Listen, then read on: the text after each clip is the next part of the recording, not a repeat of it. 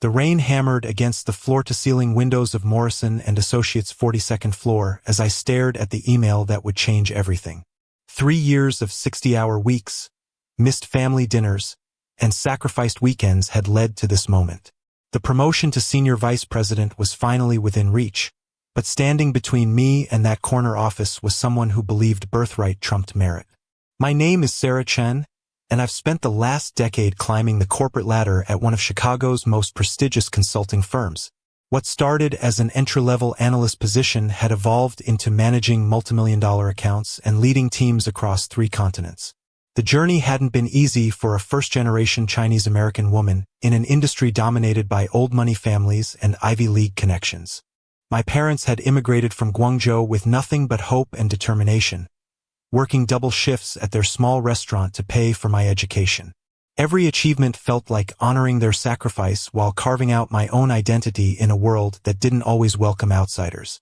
But none of that seemed to matter to Marcus Morrison, the 28-year-old adopted son of our company's founder, who had just walked into my office wearing a smirk that could cut glass. His perfectly tailored Armani suit probably cost more than my parents' monthly rent, and his confidence radiated the kind of security that comes from never having to worry about belonging or proving your worth. Make sure to subscribe to our channel to help us bring you more real stories like this one, and let us know in the comments where you're watching from around the world. Marcus had been with the company for barely 2 years, yet he carried himself with the confidence of someone who owned the place, which technically he would someday. His designer suits, perfectly styled hair, and effortless charm masked a ruthless ambition that I'd witnessed firsthand during board meetings. While I presented detailed quarterly reports backed by data and client testimonials, he would swoop in with grand gestures and hollow promises that somehow always seemed to impress the older partners. The disparity in our backgrounds couldn't have been more stark. Where I had fought for every opportunity, Marcus had grown up attending Morrison & Associates' annual Christmas parties, summer picnics, and charity galas. The senior partners had watched him grow from an awkward teenager to a polished young executive, creating a network of relationships that took me years to even understand, let alone access. His adoption into the Morrison family at age 8 following his biological parents' tragic car accident had given him not just a new surname, but entry into Chicago's elite business circles. I remembered the first time I'd encountered Marcus during my 2nd year at the firm. It was during the annual 4th of July celebration at James Morrison's Lake Forest estate, a sprawling property that had been in the family for 3 generations. While I nervously navigated conversations with senior partners, trying to strike the right balance between confidence and deference, Marcus moved through the crowd like he belonged there, because he absolutely did. He knew everyone's spouse's names, remembered their children's achievements, and effortlessly referenced shared memories from previous years' gatherings. The tension between us had been building for months, fed by a series of increasingly personal slights and professional competitions. It started with small things, subtle undermining during presentations, credit taken for strategies I'd developed, and client meetings where he'd position himself as the primary contact despite my years of relationship building.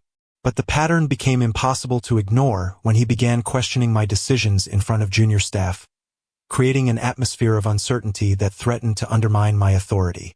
The most egregious incident occurred during a critical presentation to Steinberg Industries, a manufacturing client worth $12 million annually. I'd spent weeks preparing a comprehensive restructuring proposal that would save them millions while positioning them for international expansion. The presentation was scheduled for 10 in the morning, and I'd arrived early to ensure all technology was functioning properly and materials were perfectly organized. Marcus appeared 15 minutes before the meeting, carrying what appeared to be alternative presentation materials. When I questioned him about it, he smiled that practice smile and said he'd developed some additional insights that might be valuable. Before I could object, the Steinberg executives arrived, and professional decorum prevented me from addressing the situation directly.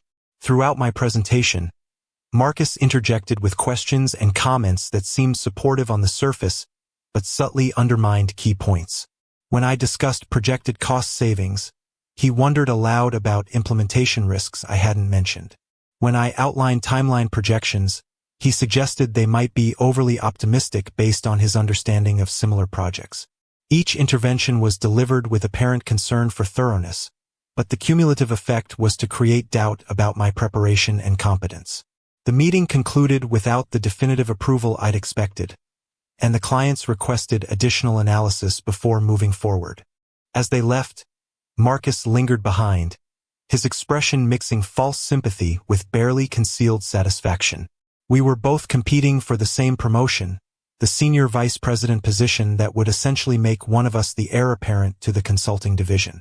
The current SVP, Patricia Williams, had announced her retirement, leaving behind a role that commanded respect, substantial equity, and direct access to the company's most influential clients. For me, it represented validation of everything I'd worked toward. For Marcus, it was simply another step toward his inevitable inheritance. The retreat was meant to be a team-building exercise, but it quickly became a showcase for our competing visions of the company's future. The main conference room had been configured theater-style, with 63 chairs arranged in precise rows facing a presentation area equipped with the latest audiovisual technology. Floor-to-ceiling windows provided natural light and views of the lake, while the room's neutral decor was designed to minimize distractions and maximize focus. During the strategy session, I presented my comprehensive plan for expanding into emerging markets, complete with risk assessments, projected revenues, and implementation timelines that I'd spent months developing.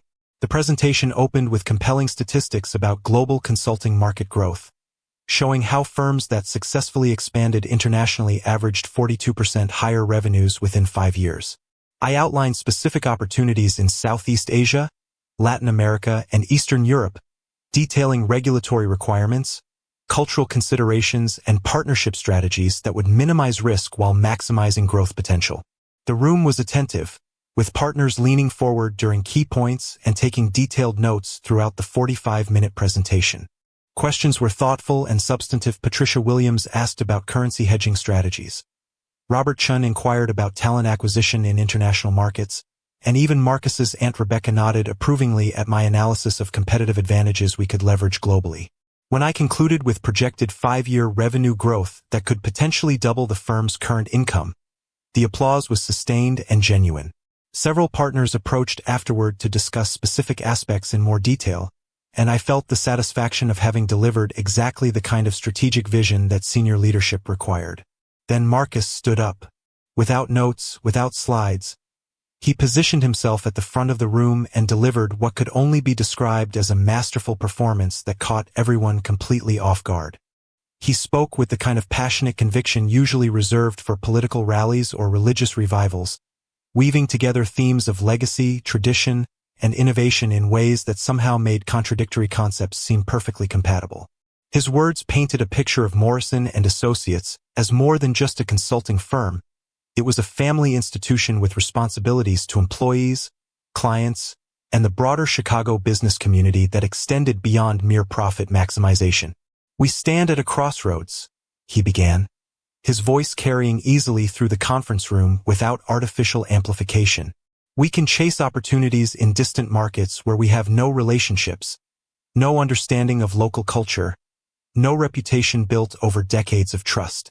Or we can double down on what has made us successful here at home: personal relationships, cultural understanding, and the kind of deep partnership that only comes from shared values and mutual respect." His argument was seductive in its simplicity and appealing in its nationalism. Why risk everything on uncertain international ventures when opportunities for domestic growth remained abundant? Why abandon the personal touch that distinguished Morrison & Associates from larger, more impersonal competitors? The speech touched on fears that international expansion might dilute the company's culture or compromise the quality of service that had built its reputation. Most effectively, Marcus positioned international expansion as potentially threatening to job security and company culture. How do we maintain our family atmosphere when half our employees are scattered across different time zones? How do we ensure quality control when cultural differences make communication challenging? How do we preserve the Morrison way of doing business when we're constantly adapting to foreign business practices? The questions were rhetorical but powerful, designed to create doubt about international expansion without directly attacking my proposal. When he finished, the applause was notably louder than what I'd received, and I could see several partners exchanging thoughtful glances that suggested his words had resonated more deeply than my data-driven analysis. The evening cocktail reception on the resort's lakeside terrace provided a more informal setting for continued discussions, but also created opportunities for the kind of personal conversations that often proved more decisive than formal presentations. The resort's event staff had arranged elegant high-top tables throughout the space, while a full bar served premium cocktails that encouraged lingering conversations as the sun set over Lake Geneva. I found myself gravitating toward a quiet corner of the terrace, nursing a glass of Sauvignon Blanc while observing the social dynamics playing out around me. Partners clustered in small groups, their conversations animated by the day's presentations and the broader questions about company direction they'd raised. Junior staff mingled nervously, aware that their interactions were being observed and evaluated by senior leadership. Marcus moved through these groups like a seasoned politician, spending just enough time with each to make everyone feel valued while avoiding getting trapped in lengthy discussions that might prevent him from working the entire room. His social skills were genuinely impressive, and I had to admire his ability to remember personal details and reference shared experiences that made each conversation feel meaningful and personal. The contrast with my own approach was stark and somewhat uncomfortable to acknowledge. Where Marcus connected through shared history and emotional bonds, I relied on professional competence and logical arguments. Both approaches had value, but in an environment where personal relationships often trumped professional credentials, his natural advantages were becoming increasingly apparent. That evening, during the cocktail hour on the resort's terrace overlooking the lake, Marcus approached me with 2 glasses of wine, his timing carefully calculated for maximum impact. The setting sun painted the water gold, and other colleagues mingled nearby, their conversations creating a pleasant background hum that provided perfect cover for the kind of conversation that could end careers or solidify alliances. He handed me a glass with that characteristic smile that never quite reached his eyes. "You know, Sarah, you've done remarkable work here," he began, his tone conversational but carrying an undercurrent I couldn't quite place. "Really impressive for someone from your background." I took a sip of wine, maintaining eye contact. "Thank you, Marcus. I believe merit speaks for itself." His laugh was soft but sharp. "Merit, yes, that's important. But this industry, this company, it's about more than just numbers and spreadsheets. It's about relationships, about understanding the culture, about belonging." The word belonging hung in the air between us like a challenge. Around us, partners and senior managers continued their conversations, oblivious to the tension building in our corner of the terrace. "I'm not sure I follow," I replied, though something in his demeanor suggested I knew exactly where this was heading. Marcus stepped closer, lowering his voice so only I could hear. "You're brilliant, don't get me wrong, but you'll never be one of us. You'll always be the outsider looking in, trying to prove you deserve to be here. I don't have to prove anything. This is my family's legacy." The words hit like a physical blow, not because they were unexpected, but because they confirmed what I'd suspected all along. In Marcus's world, no amount of achievement could overcome the simple fact that his last name was on the building and mine wasn't. I set down my wine glass, my hands steadier than I felt. "We'll see about that." He tilted his head, studying my face. "Will we? Because from where I'm standing, the outcome seems pretty clear. Patricia's replacement will need to understand the Morrison way of doing business. They'll need to represent the family's interests, maintain relationships that go back decades, and inspire confidence in our traditional client base. Tell me, Sarah, which of us do you think fits that description better?" Before I could respond, Patricia Williams herself approached our group, her presence immediately shifting the dynamic. At 62, she commanded respect through decades of successful client relationships and strategic decisions. Her silver hair was pulled back in an elegant chignon, and her sharp eyes missed nothing. "Marcus, Sarah, I hope you're both enjoying the evening," she said warmly. "I was just speaking with James Morrison about the succession planning process. He's particularly interested in ensuring we make the right choice for the company's future." Marcus straightened, his public persona sliding seamlessly into place. "Of course, Patricia. Dad and I have discussed the importance of maintaining our core values while positioning for growth. I noticed how naturally he referred to James Morrison as Dad, a reminder of the family dynamics at play. But Patricia's next words surprised us both. Actually, he specifically mentioned being impressed with the emerging markets proposal. Said it showed exactly the kind of innovative thinking we need. Her eyes met mine. Strategic vision combined with practical execution is rare in this industry. The color drained slightly from Marcus's face, but he recovered quickly. Innovation is certainly important, though it needs to be balanced with institutional wisdom. Absolutely, Patricia agreed. Which is why the selection process will be so thorough. We're looking at everything: client relationships, team leadership, strategic thinking, and of course, results. As she walked away to join another conversation, Marcus turned back to me, his earlier confidence replaced by something harder, more desperate. "Don't misunderstand what just happened," he said quietly. "Patricia's opinion matters, but ultimately, this is still a family business. You might impress with presentations and proposals, but when it comes down to it, blood is thicker than water." "You're adopted, Marcus," I replied calmly.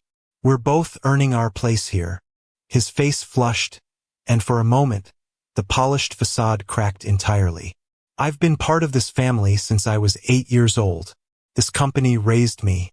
These people watched me grow up. You think 3 years of good performance equals 20 years of belonging?" The conversation was interrupted by James Morrison himself approaching our group. At 71, the company founder still cut an imposing figure. His presence commanded attention, and conversations naturally quieted as he moved through the crowd. "Sarah, I wanted to personally thank you for the market analysis you presented today," he said, his voice carrying the authority of decades in business. "Your research on Southeast Asian opportunities was particularly insightful. That's exactly the kind of forward-thinking approach we need." I felt Marcus tense beside me as his father continued. "Marcus, your presentation was passionate as always. But passion needs to be backed by substance, son. Strategy without data is just wishful thinking." The gentle rebuke stung visibly, and Marcus's jaw tightened. "Of course, Dad. I was focusing on the broader vision, but I have the supporting data ready for review." "Good," James nodded, "because the SVP position requires both vision and execution. Patricia's replacement will need to hit the ground running with our most demanding clients." As James moved on to other conversations, the silence between Marcus and me stretched uncomfortably. The lake had darkened to deep purple, and the resort's lights began reflecting on the water's surface. Other guests were starting to move inside, but neither of us seemed ready to end our confrontation.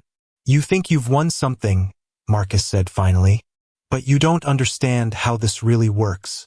Dad might be impressed with your spreadsheets, but the partners vote on major promotions. And I've been building relationships with them since I was a teenager attending company picnics." He wasn't wrong about the political dynamics. Morrison and Associates operated on consensus among the senior partners, and many of them had indeed watched Marcus grow up. They'd seen him graduate from Northwestern, start in the mailroom as a summer intern, and work his way through various departments. In their minds, he represented continuity and tradition. But I had something Marcus didn't expect: allies he'd overlooked and achievements he'd underestimated. Over the following weeks back in Chicago, I threw myself into building my case for the promotion with methodical precision. While Marcus focused on glad-handing senior partners at expensive restaurants, I concentrated on demonstrating value through results. My first move was to leverage the relationships I'd built with international clients. The Yamamoto Group, a Japanese manufacturing conglomerate worth $40 million annually to our firm, had specifically requested my involvement in their North American expansion strategy. Their CEO, Hiroshi Yamamoto, had flown to Chicago specifically to discuss the project, and I'd arranged for him to present his requirements directly to the partnership committee. During the presentation, Yamamoto made it clear that their continued relationship with Morrison and Associates depended on maintaining continuity with their current team, my team.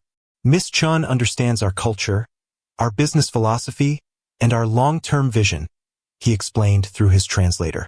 "This relationship took years to build and requires consistent leadership." Marcus attempted to position himself as equally capable of managing the relationship, but his lack of familiarity with Japanese business customs became apparent when he attempted to rush through formalities that Yamamoto considered essential. The cultural misstep was subtle but significant, and I could see several partners taking notes. The second phase of my strategy involved the team I'd built over 3 years. Unlike Marcus, who'd moved between departments without establishing deep roots, I'd developed a cohesive group of analysts, project managers, and client relationship specialists who'd grown accustomed to working under my leadership style. When Patricia announced she was conducting 360-degree reviews as part of the succession process, my team's feedback was overwhelmingly positive. They praised my collaborative approach, my willingness to share credit, and my investment in their professional development. Several mentioned specific instances where I'd advocated for their promotions or defended them during difficult client situations. Marcus's reviews, while not negative, revealed a pattern of taking credit for team successes while distancing himself from failures. One anonymous comment particularly stood out. "He's charismatic and intelligent, but leadership requires more than just charm. Trust is earned through consistent actions, not just impressive presentations." The third element was perhaps the most crucial, demonstrating that my success wasn't just about individual achievement, but about elevating the entire organization.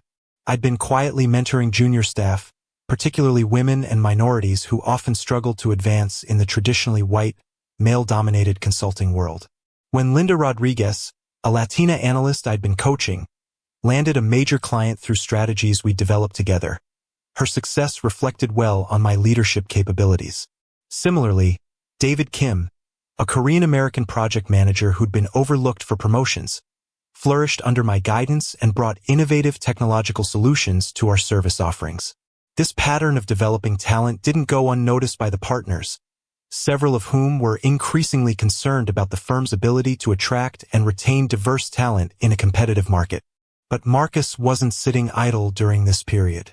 He leveraged every advantage his position afforded, hosting informal dinners with senior partners, organizing golf outings with key clients, and ensuring his visibility remained high throughout the evaluation process. His strategy became clear during a partnership meeting I wasn't supposed to know about.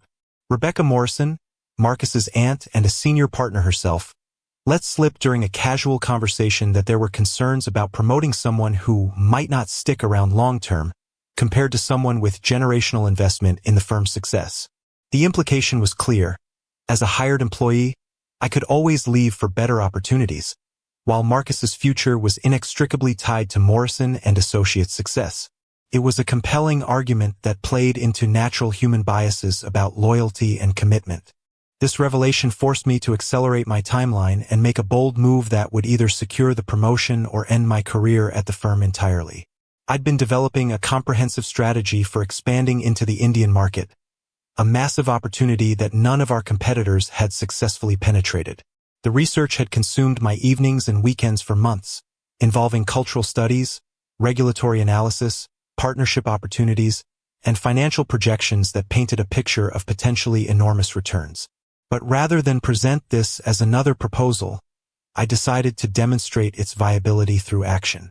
Using my own network and resources, I quietly arranged preliminary meetings with 3 major Indian corporations during a supposed vacation to Mumbai. What I told the partners was a 2-week personal trip was actually an intensive business development mission that would either validate my strategy or expose me to charges of insubordination. The gamble paid off spectacularly. Raj Industries, a textile manufacturer with annual revenues exceeding $2 billion, was actively seeking Western consulting services for their global expansion plans. Their CEO, Arjun Raj, had been frustrated by the cultural insensitivity and cookie-cutter approaches of larger consulting firms. My presentation, delivered in their Mumbai headquarters, focused on understanding their unique position as a family business transitioning to professional management while maintaining traditional values. I'd researched their history, understood their market challenges, and proposed solutions that respected their cultural context while introducing proven Western methodologies. By the end of the meeting, Raj Industries had agreed to a preliminary engagement worth $8 million annually, contingent on Morrison and Associates assigning me as the primary relationship manager. When I returned to Chicago with a signed letter of intent, the partnership's reaction was immediate and dramatic. An emergency meeting was called for the following morning, and I found myself facing 12 senior partners around the mahogany conference table in our executive boardroom. James Morrison opened the meeting with a mixture of admiration and concern. "Sarah, what you've accomplished is remarkable, but your methods raise serious questions about protocol and authorization." Marcus, who'd clearly been briefed on the situation, was barely containing his anger. "She went rogue, Dad. This sets a dangerous precedent about employees conducting unauthorized business development." But Patricia Williams, who would cast a crucial vote in the succession decision, leaned forward with interest. "The results speak for themselves. Sarah identified an opportunity, developed a comprehensive strategy, and executed it successfully. That's exactly the kind of initiative we need in senior leadership." The debate that followed revealed deep divisions within the partnership about risk tolerance, growth strategy, and the kind of leadership the firm needed for its next phase. Traditional voices, led by Marcus's Aunt Rebecca, argued for stability and proven approaches. Progressive partners, particularly those focused on international expansion, saw my success as validation of a more entrepreneurial direction. The turning point came when Hiroshi Yamamoto, who'd been kept informed of the succession process due to the substantial nature of his account, sent an unsolicited letter to James Morrison. In it, he praised my initiative in securing the Indian opportunity and explicitly stated that Yamamoto Group's continued relationship with Morrison and Associates would depend on my promotion to a senior leadership role. In Japanese business culture, the letter read, "We value loyalty, but we also recognize that true loyalty sometimes requires taking calculated risks for the greater good. Ms. Chun has demonstrated both qualities."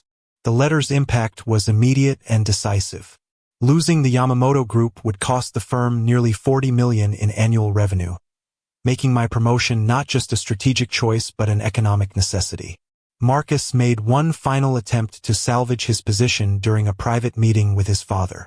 I only learned about this conversation later, but according to Patricia, who overheard part of it, Marcus argued that promoting me would signal that the firm was moving away from its family-oriented culture. James's response was reportedly direct and final. "Son, family businesses survive by adapting, not by assuming success is inherited. Sarah has earned this promotion through results, leadership, and vision. Those are the family values that matter." The announcement came on a gray Thursday morning in November. I was reviewing quarterly reports when Patricia knocked on my office door, followed by James Morrison himself. "Sarah," he said, settling into the chair across from my desk, "I wanted to personally inform you that the partnership has voted to promote you to senior vice president, effective immediately." The moment felt surreal. 3 years of preparation, months of political maneuvering, and weeks of uncertainty had culminated in this simple announcement. But even as satisfaction washed over me, I was acutely aware of the challenges ahead. Marcus's reaction was predictably professional in public and bitter in private. During the company-wide announcement, he smiled appropriately and offered congratulations, but his eyes held a promise that this wasn't over. The real test came during my first month in the new role. The Indian expansion required immediate attention, and I found myself traveling between Mumbai, Chicago, and Tokyo to manage the complex logistics of serving clients across multiple time zones and cultural contexts. Marcus, who'd been reassigned to head domestic operations, initially appeared supportive, but subtle signs of sabotage began emerging. Reports I needed were delayed, staff assignments were changed without notification, and client communications were mysteriously misdirected. The situation came to a head during my 3rd month as SVP, when a critical presentation to Raj Industries was nearly derailed by missing financial data that Marcus's team was responsible for providing. Only last-minute intervention by my analysts prevented what could have been a relationship-ending disaster. That evening, I requested a private meeting with Marcus in the conference room overlooking Michigan Avenue. The city lights created a dramatic backdrop as we sat across from each other at the same table where my promotion had been announced. "We need to clear the air," I began, keeping my voice steady and professional. "Your resentment is understandable, but it's affecting the entire organization." Marcus leaned back in his chair, his expression a mixture of defiance and exhaustion. You want honesty? Fine. You got the promotion through politics and lucky timing, not superior qualifications. Is that what you really believe? I asked. Because the numbers tell a different story. Client retention, revenue growth, team satisfaction. Every metric improved under my leadership. He stood up abruptly, walking to the window overlooking the street below. You know what the real difference is between us? I've been loyal to this company my entire life. You're just passing through on your way to something bigger. The accusation stung because it contained a grain of truth. Ambitious executives did use firms like Morrison and Associates as stepping stones to CEO positions at major corporations. But his assumption about my motivations was wrong. Marcus, I said, standing to face him directly. I never planned to make this my life's work, but somewhere along the way this place became home. These people became family. Not because my name is on the building, but because I chose to invest myself here. But perhaps the most significant expansion came in exploring the deeper psychological and cultural dynamics that shaped both characters' worldviews and professional approaches. The story needed to delve into the immigrant experience that informed my perspective, the complexities of adoption that influenced Marcus's identity, and the broader themes of belonging, merit, and family legacy that resonated throughout American business culture. My parents' journey from Guangzhou to Chicago represented the classic American immigration story, but with complexities that outsiders rarely understood. They'd arrived with advanced degrees in engineering and mathematics that weren't recognized in the United States, forcing them to start over in their 40s while raising 2 children in a culture they were still learning to navigate. Their restaurant became more than a business. It was their statement of independence, their contribution to their new community, and their children's gateway to opportunities they'd never had. Growing up straddling 2 cultures meant constantly translating between worlds that often seemed incompatible. At home, respect for authority, family obligation, and long-term thinking guided every decision. At school and later in corporate environments, individual achievement, self-promotion, and short-term results determined success. The tension between these value systems had shaped my professional identity in ways I was only beginning to understand. Marcus's experience as an adopted child in a wealthy family carried different but equally complex psychological implications. The trauma of losing his biological parents at age 8, followed by integration into a family with established traditions and expectations, had created its own set of identity challenges. Success always carried the unspoken question of whether he'd earned it or simply inherited it, while failure threatened not just professional disappointment but potential rejection from the only family he remembered. These deeper psychological currents influenced every aspect of our professional rivalry, adding layers of meaning to conflicts that might otherwise seem purely career-focused. When Marcus questioned my belonging, he was projecting his own insecurities about earning his place. When I interpreted his advantages as unfair, I was responding to childhood experiences of having to work twice as hard for half the recognition. The story also needed to explore the broader corporate culture at Morrison and Associates, which reflected many American businesses struggling to balance tradition with necessary evolution. Founded in 1967 by James Morrison fresh out of Northwestern's Kellogg School of Management, the firm had grown from a 3-person operation serving local businesses to a regional powerhouse managing accounts across the Midwest and beyond. The original company culture emphasized personal relationships, conservative growth strategies, and deep expertise in traditional industries like manufacturing, agriculture, and retail. Clients often stayed with the firm for decades, passing relationships from one generation to the next, much like family businesses transferred ownership. This stability had created tremendous loyalty but also resistance to change that could threaten established ways of doing business. My arrival had coincided with broader industry shifts that made international expansion not just attractive but potentially necessary for long-term survival.